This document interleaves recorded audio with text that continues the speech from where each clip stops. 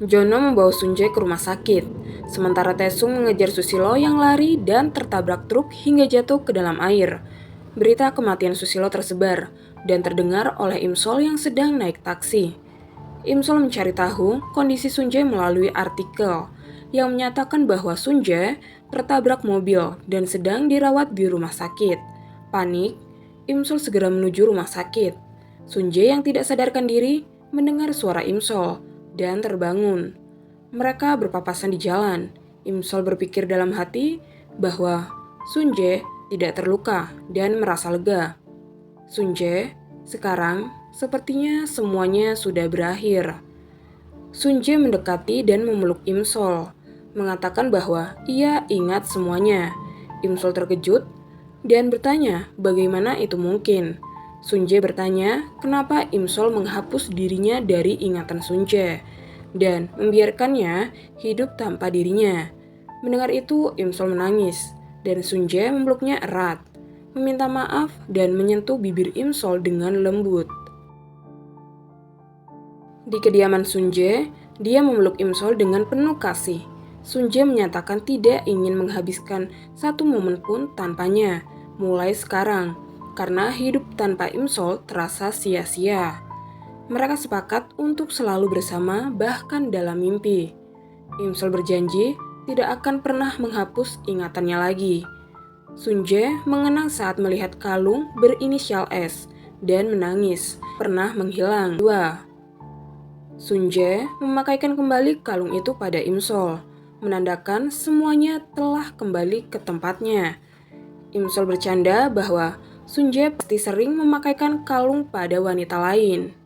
Sunjae menjawab bahwa dia ahli dalam drama romantis. Meskipun sedikit cemburu, Imsol memahami jika Sunjae mengencani orang lain selama mereka berpisah. Sunjae tersenyum melihat kecemburuan Imsol.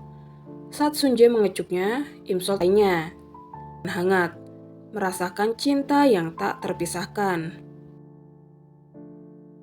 Di kantor polisi, ayah Taesung mendekati Taesung yang tampak murung. Dia datang untuk menemani anaknya, membawa minuman dan memberitahu bahwa kasus yang sedang ditangani Taesung menjadi ditemukan di bagasi taksi milik Susilo yang berniat melakukan pembunuhan. Ayah Taesung mengingat kembali bahwa ketika dia menangkap Susilo dan mengirimnya ke pengadilan pada tahun 2008, dia sudah memperkirakan Susilo akan mengulangi kejahatannya. Menurutnya, orang seperti Susilo tidak bisa diubah dan memang jahat. Ayahnya dengan pengalaman panjang sebagai detektif, dan sudah takdir Susilo untuk mati. Taesung setengah yakin mengiyakan. Saat itu, dia melihat kaleng minumannya dan merasa kesal melihat potret Sunjae di sana. Sebulan kemudian, Imsol sedang sibuk mengerjakan proposal di sebuah kedai, merombak akhir dari naskah cerita. Tiba-tiba, ia menerima pesan dari Sunjae yang bertanya kapan dia akan selesai. Sementara itu, Sunjae tengah bersiap untuk menemui Imsol. Imsol menjawab dengan ragu bahwa dia tidak bisa menyelesaikannya hari itu.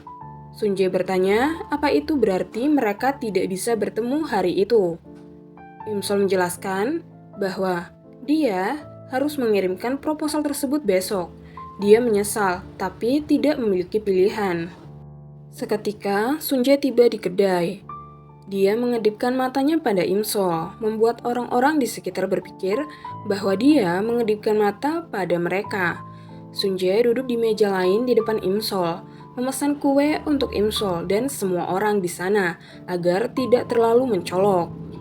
Namun, Imsol merasa sulit untuk berkonsentrasi dan memutuskan untuk pergi dari tempat tersebut. Sunjae hendak mengikutinya, tapi dihentikan oleh penggemar yang ingin berfoto dengannya.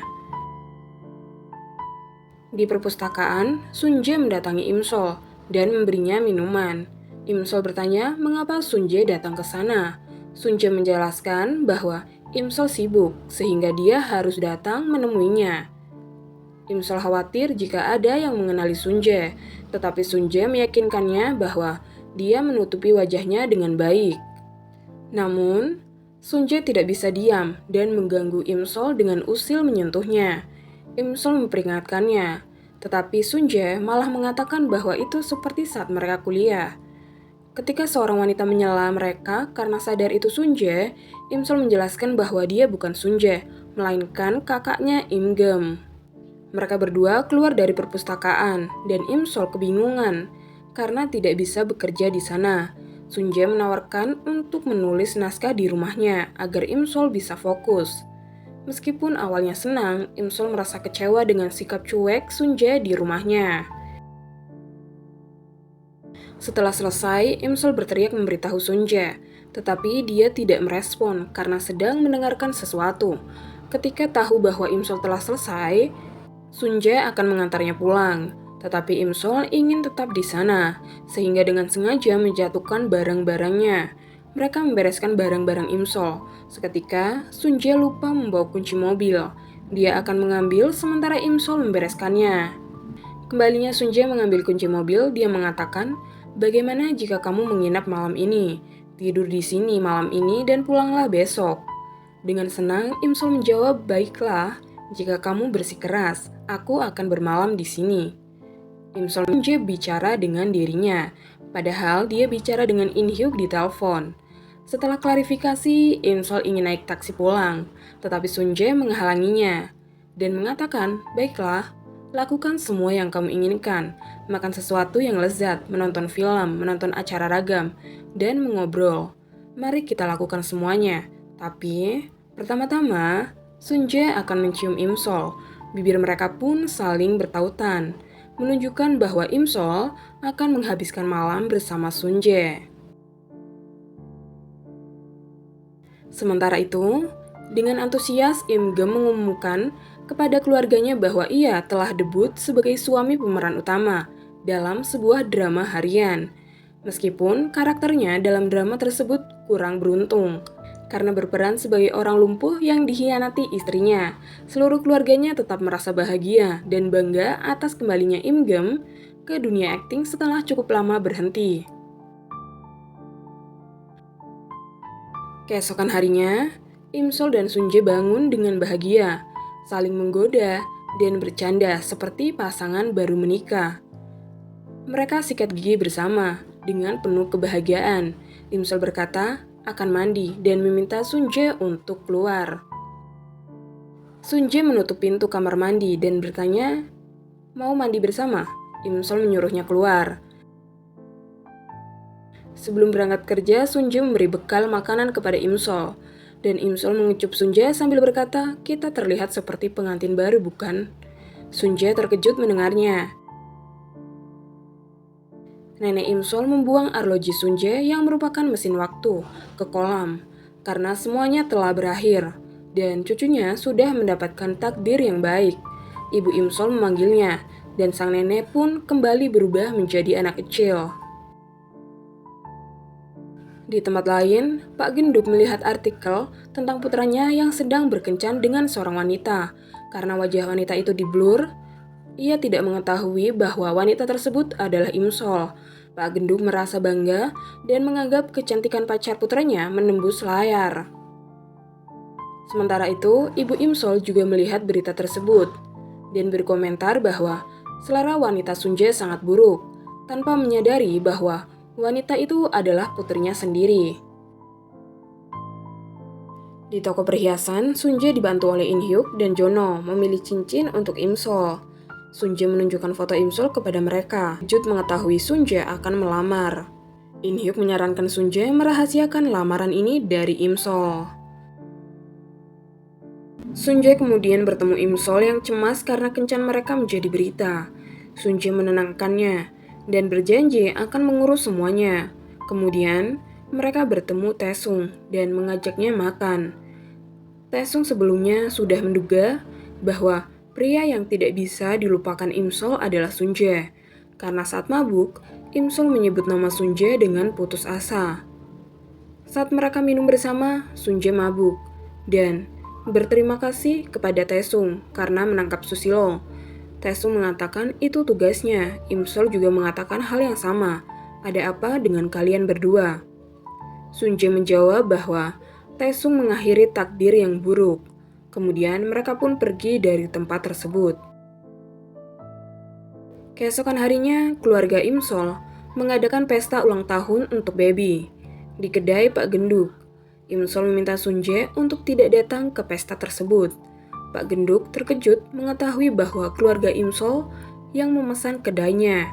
Ibu Imsol memperkenalkan putrinya kepada Pak Genduk, dan keduanya membanggakan pasangan anak-anak mereka.